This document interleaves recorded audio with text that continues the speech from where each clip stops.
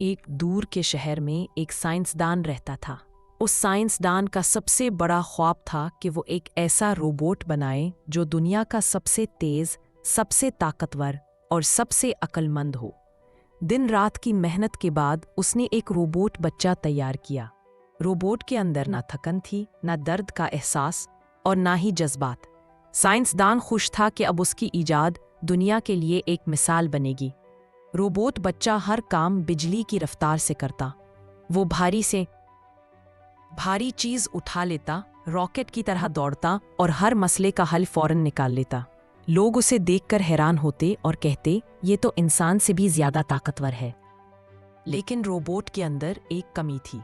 उसके पास दिल नहीं था। वो ना खुशी महसूस कर सकता था, ना दोस्ती, ना प्यार। उसके लिए सब कुछ सिर्फ हिसाब किताब और मंतक थी। एक दिन रोबोट शहर के पार्क में घूम रहा था कि उसकी मुलाकात एक छोटी लड़की इलारा से हुई। इलारा एक खुश मिजाज, मुस्कराती हुई और दिल से बातें करने वाली बच्ची थी। उसने रोबोट को देखा और कहा, हेलो, तुम्हारा नाम क्या है? इलारा हंस पड़ी और बोली, नहीं, सबका कोई ना कोई नाम होता है, चलो मैं तुम्हें रोबो कहती हूँ। उस दिन से रोबो और इलारा की दोस्ती शुरू हुई। इलारा उसे छोटी छोटी बातें सिखाती, जैसे तितलियों के पीछे दौड़ना, दरख्त की छांव में बैठकर हवा एंजॉय करना या फिर मिठाई खाते वक्त दोस्तों के साथ शेयर करना। रोबो पहले उलझ जाता क्योंकि उसके लिए ये सब चीज़ों का कोई हिसाब किताब नहीं था, लेकिन आहिस्ता आहिस्ता उसके अंदर कुछ नया जागने लगा। इलारा कहती, रोबो, इंसान सिर्फ तेज दौड़ने या ताकतवर होने से अजीम नहीं बनते। हम तब अजीम होते हैं जब हम दूसरों की मदद करते हैं और उनका दुख समझते हैं। रोबो सोचता रहता, ये समझना और दिल क्या होता है। फिर एक दिन शहर पर एक बड़ा खतरा आया। एक हादसे की वजह से केमिकल फैक्ट्री में आग लग गई। धुआं हर जगह फैल गया, लोग भागने लगे और एक तरफ छोटी इलारा फंस गई। उसके आसपास आग की दीवार थी और उसके निकलने का कोई रास्ता नहीं था। लोग चिल्लाने लगे, कोई बचाओ उसे। रोबो ने फौरन सूरत, जिंदा बचने का इम्कान 0%, बेहतरीन ऑप्शन, पीछे हट जाना। लेकिन उस लम्हे रोबो के सिस्टम के अंदर एक नई आवाज़ आई।